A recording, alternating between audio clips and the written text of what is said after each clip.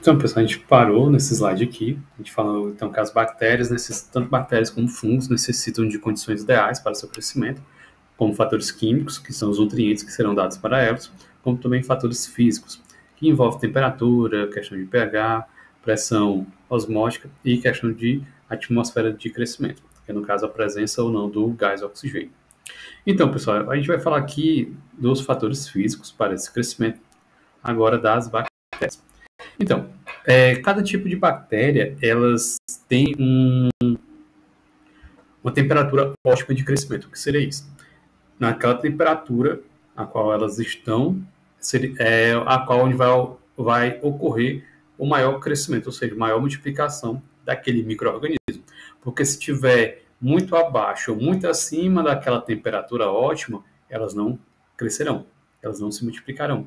Porque o meio, né, no caso, essa temperatura, vai prejudicar tanto a questão dela assimilar os nutrientes, como também naquelas taxas de replicação do DNA, transcrição e também de tradução. Por isso que é importante os fatores de temperatura. As temperaturas, elas... Boa tarde, Camille. Quando ocorre, então, uma redução da temperatura de crescimento ideal dessas bactérias, elas acabam, então, diminuindo o seu crescimento. Elas retardam a sua capacidade, a sua atividade de multiplicação. As bactérias, elas, de acordo, então, com essas variações de temperaturas e o seu crescimento, elas são divididas principalmente em 3 classes. Psicrófilos, boa tarde, Maísa, psicrófilos, mesófilos e termófilos. Depende muito da questão do crescimento, da temperatura a qual elas estão, o meio a qual tem a temperatura que elas estão expostas. As bactérias, elas, no caso, psicrófilos ou psicrófilas, elas crescem, pessoal, na temperatura entre menos 5 e 15 graus Celsius. Ou seja, são aquelas bactérias que ela tem aquele crescimento dentro, por exemplo, da geladeira ou dos freezers. Tem bactérias que elas conseguem crescer nessas temperaturas abaixo de 5 graus e também cerca de 15 graus Celsius. Elas conseguem, então, se multiplicar. Por isso, mesmo se você, por exemplo, vou dar aqui um exemplo, você pegar uma pizza, colocar essa pizza dentro de uma geladeira, que a temperatura varia entre 3 a 5 graus Celsius, se você deixar esquecer, quando você for procurar, o que vai acontecer? Ela pode estar o quê? Cheia de bactérias, né? Ou pode estar com a presença de fungos, decorrência do crescimento desses micro-organismos. Também temos, então, as bactérias que são mesófilas ou mesófilos, que ela cresce em torno de 30 a 37 graus Celsius, é a temperatura ideal de crescimento, onde tem a maior capacidade de multiplicação. São exemplos dessas bactérias, aquelas que são encontradas no meio ambiente e também aquelas que estão vivendo no nosso organismo. É por isso que quando a gente faz o meio de cultura, que é colocado em uma estufa, o que acontece? Essa estufa ela vai variar a temperatura dela entre 35 a 37 graus Celsius, para mimetizar, para imitar a condição corpórea a qual aquela bactéria está inserida, para poder ocorrer, então, esse crescimento. Já as bactérias, então, termófilas, elas já têm uma capacidade de resistência maior, de 50 a 60 graus Celsius, ou seja, aquelas bactérias que resistem um pouco à temperatura. Podendo ser encontrado, por exemplo, em fontes termais, fontes de água que têm altas temperaturas. E também a gente pode observar nesse gráfico o quê? Temos, então, as bactérias que são psicotróficos, né? Que ela tem a questão do crescimento do 0 a 30 graus Celsius. E também temos as hipertermófilos, que é entre 65 a 100 graus Celsius, ou seja, conseguem, então, crescer em ambientes que, por exemplo, a água está em processo de ebulição. Essas bactérias aqui, uma delas foi, então, foi descoberto que existe essa bactéria nesse ambiente e foi retirada uma das suas proteínas, né, que ela tem, para um processo que é utilizado hoje na genética, que é para a tecnologia replicação, que é no caso da PCR, que é a polimerase, reação em cadeia da polimerase, que permite com que haja a duplicação do DNA, multiplicação, no caso, de pequenos fragmentos. Isso é utilizado muito hoje na parte forense da medicina. Por exemplo, foi coletado no ambiente de um crime uma bituca de cigarro, por exemplo. Nessa bituca de cigarro tinha saliva. Nessa saliva contém as células da mucosa aqui da boca e continha uma pequena quantidade de DNA. Se for feito, então, as técnicas de genética forense, poderia não encontrar o DNA, porque estava muito degradado, muito baixa quantidade. Fazendo, então, essa tecnologia, né, que é utilizando a PCR, é possível amplificar, que a gente chama, aumentar o número de cópias e, com isso, fazer a identificação daquela molécula de DNA. Isso é um exemplo da utilização de uma bactéria, que no caso foi isolada, então, que é a taquipolimerase, dessa bactéria em específico. Uma coisa também interessante é o quê? Essa questão da temperatura ótima de crescimento, que a gente pode utilizar um processo conhecido como pasteurização. O que vai acontecer? Na pasteurização é muito utilizado principalmente em alimentos industrializados, como por exemplo o leite. O que acontece? O leite ele é submetido a um tempo de fervura que varia, por exemplo, de 50 a 75 graus, na variação de 65 graus Celsius a 75 graus Celsius. Vai manter essa fervura, nesse caso, esse aquecimento, né, melhor dizendo, esse aquecimento nessa temperatura, de 65 a 75 graus Celsius. Qual o meu intuito de fazer isso? O meu intuito eu quero matar bactérias que são termófilas, que possam estar ali presentes naquele leite, que pode acabar estragando ele, ou as pessoas que ingeriram aquele leite podem ficar doentes decorrentes dessas bactérias. Aí o que eu faço depois? Eu vou submeter um resfriamento muito rápido. Esse resfriamento muito rápido vai fazer com que as bactérias que não resistem a temperaturas muito baixas acabem então morrendo.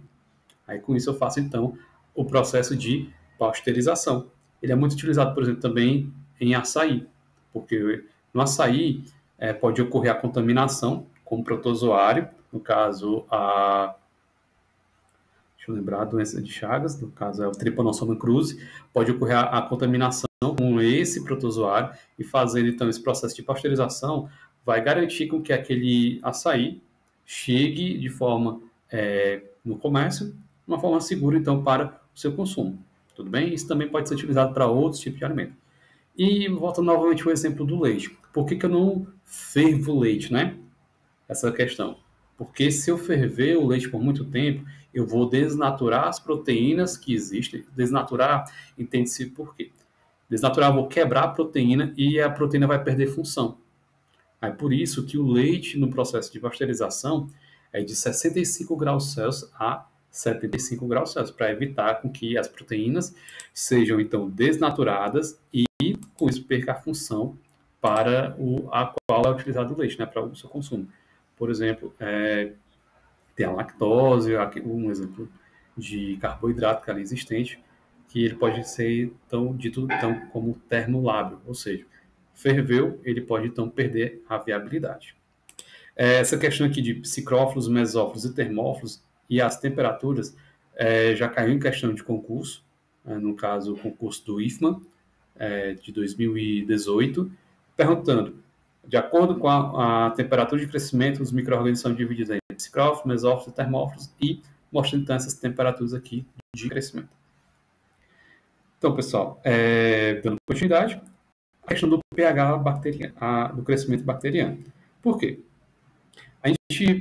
O pH, ele é dividido em escala, que varia entre 0 e 14. Quando o pH está aqui no 7, o pH é dito como pH neutro.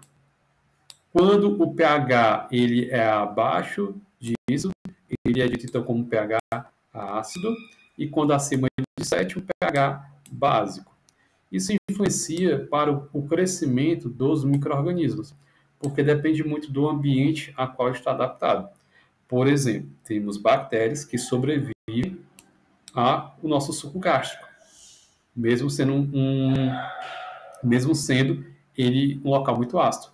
Já outras sobrevivem a um pH mais básico, como, por exemplo, as bactérias que vivem no nosso intestino. O nosso intestino ele tem um pH mais básico, já o estômago tem um pH ácido. Isso também vai influenciar para a questão de infecções, como, por exemplo, as bactérias que causarão prejuízo ao nosso organismo, que possam se instalar no intestino, elas podem ser inativadas, ou seja, eliminadas pela ação do nosso suco gástrico, porque vai causar lesão a elas, a célula bacteriana. E com isso elas não sobreviverão àquele ambiente hostil. Por isso que é importante o entendimento. Bactérias que vivem também na nossa pele, elas têm um pH um pouco variando entre o pH básico a neutro, porque as condições daquele local dá mais ou menos a isso, esse pH mais voltado para o básico a neutro. E com isso, por exemplo, se eu pegasse uma bactéria que vivesse num ambiente mais básico, introduzisse ela num ambiente mais ácido, morreria, e o mesmo seria para a bactéria que vive num ambiente mais ácido, também morreria se fosse introduzida em um local mais ácido. Isso também tem relação, esses pHs, com os meios de cultura. Porque quando a bactéria ela assimila os nutrientes, ela vai liberar no meio rejeitos. Esses rejeitos podem alterar esse pH.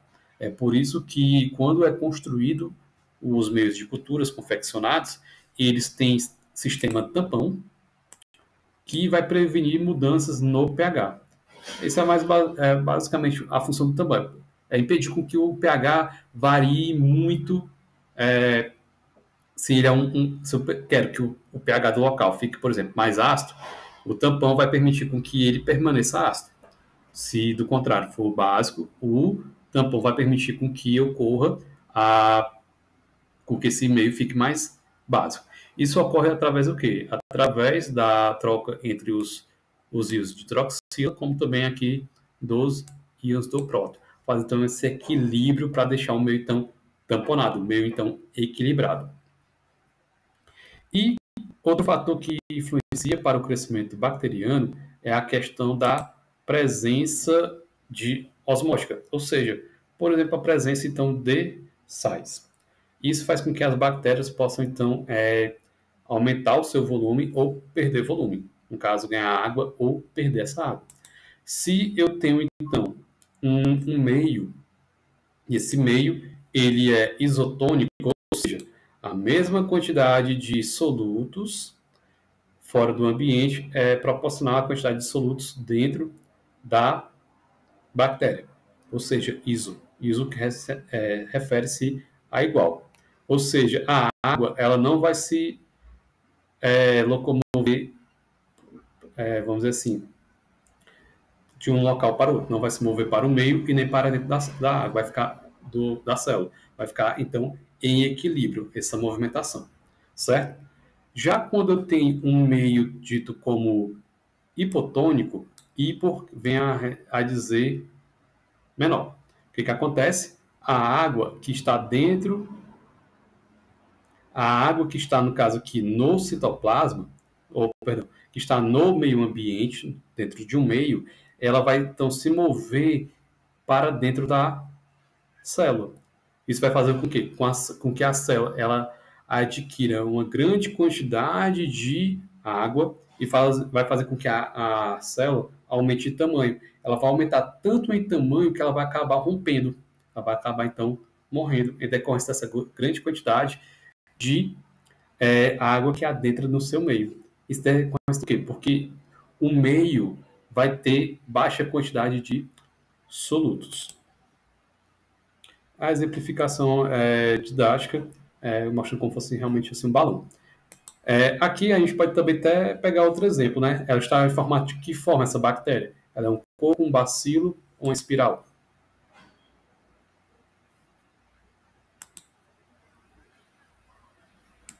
A morfologia bacteriana, ela é um coco? A morfologia aí representada. A morfologia da bactéria representada, né? Ela é um coco, é um bacilo ou é uma espiroqueta? Ou espiral? Ou espirilos? Isso, bacilo, porque ela tem um formato de um bastão, formato então alongado. E, dando continuidade, né, Quando a solução é hipertônica, ou seja, hiper, muito, quer dizer que o meio aqui que a gente observa, ele tem uma grande quantidade de solutos. Solutos, pessoal, se refere o quê? A partículas sólidas, como, por exemplo, sais, por exemplo. Tem a grande quantidade de sal. O que vai acontecer? Para ocorrer, então, devido à maior quantidade de solutos estar fora da célula bacteriana, o que vai acontecer? A célula bacteriana ela vai, então, perder água para o meio. E isso faz com que a célula bacteriana ela fique mais murcha.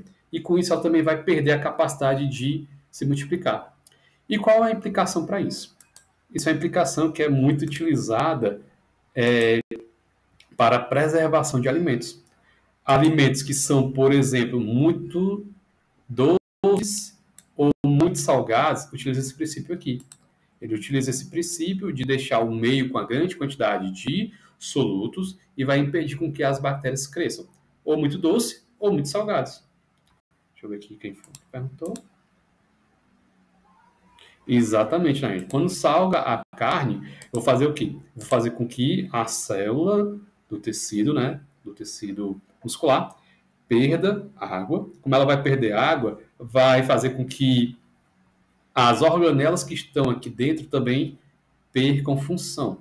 Como vai perder função, tanto as organelas, no caso, por exemplo, os lisossomos e peroxissomos, perderão função justamente e vai impedir com que a água vai impedir, vai retardar, no caso, a ação dessas organelas, que é, no caso, fazer com que haja, por exemplo, a putrefação, fazer com que a carne fique estragada.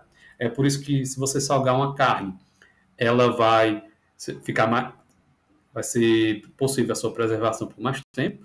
O mesmo princípio serve, então, para peixe. Tanto aqueles peixes comprados salgados, como, por exemplo, um exemplo também, bacalhau. Também é utilizada essa quantidade de sal. Já, por exemplo, uma questão de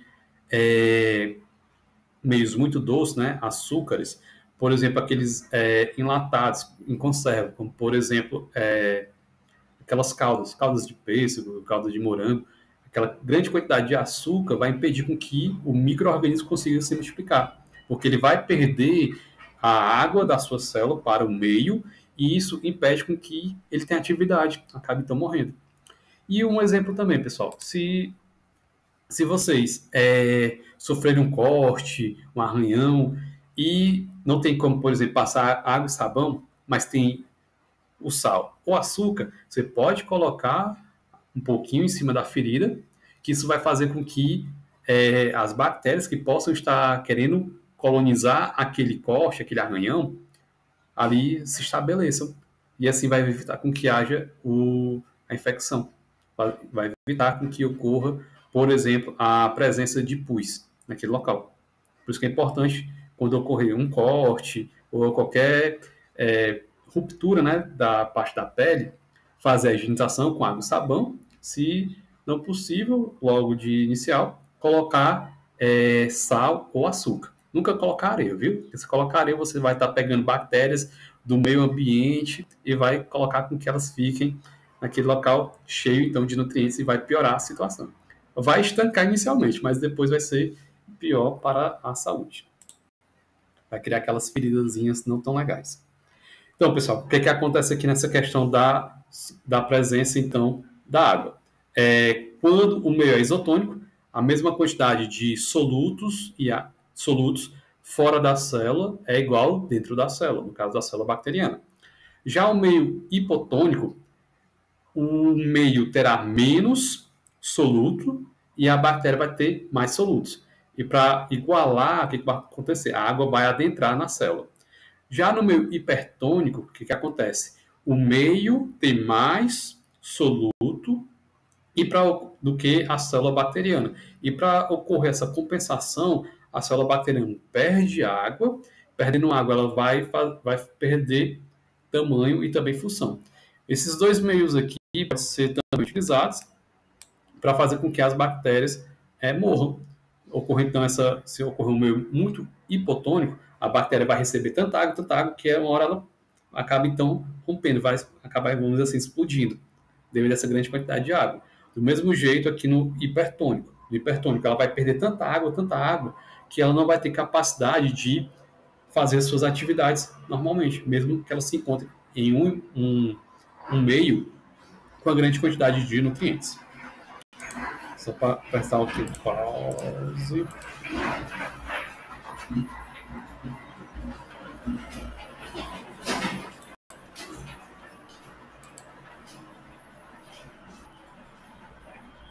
Porque passou um caminhão que estava com muito barulho. Dando continuidade, pessoal, em relação aqui à questão da atmosfera de crescimento.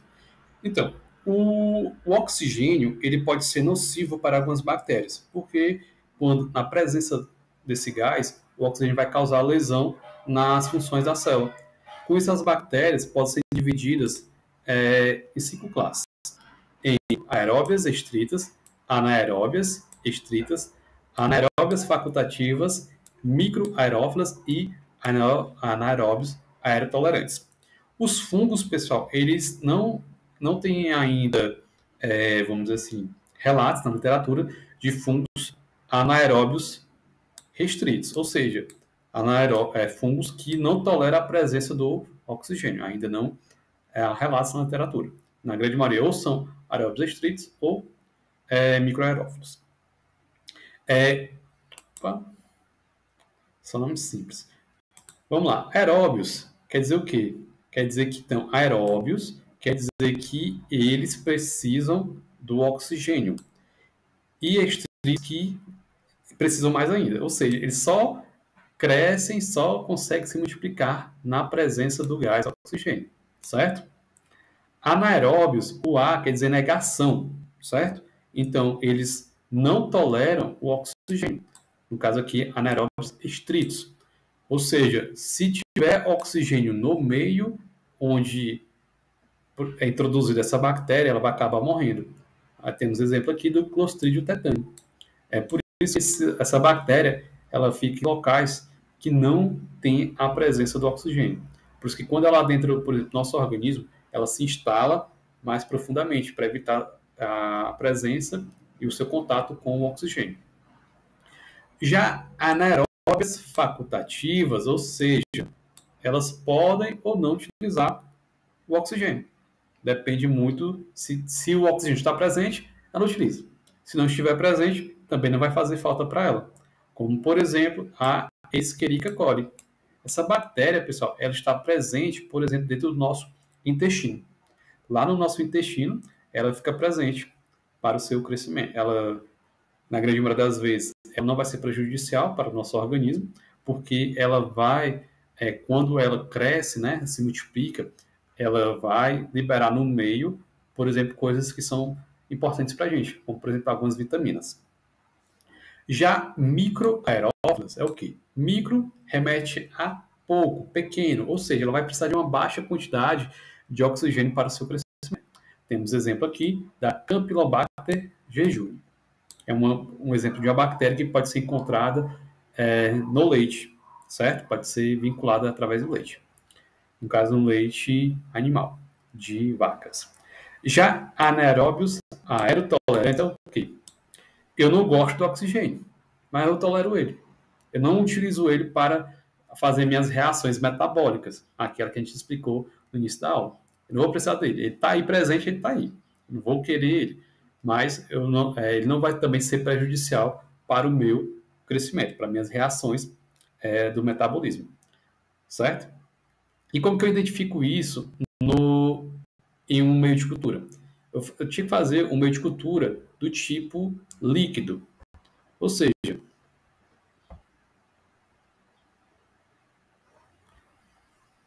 pois não é tão complicado. Se você começar a ler com calma, vai então associar, que é bem simples mesmo o entendimento. Como é que a gente consegue então observar essas bactérias em um meio de cultura?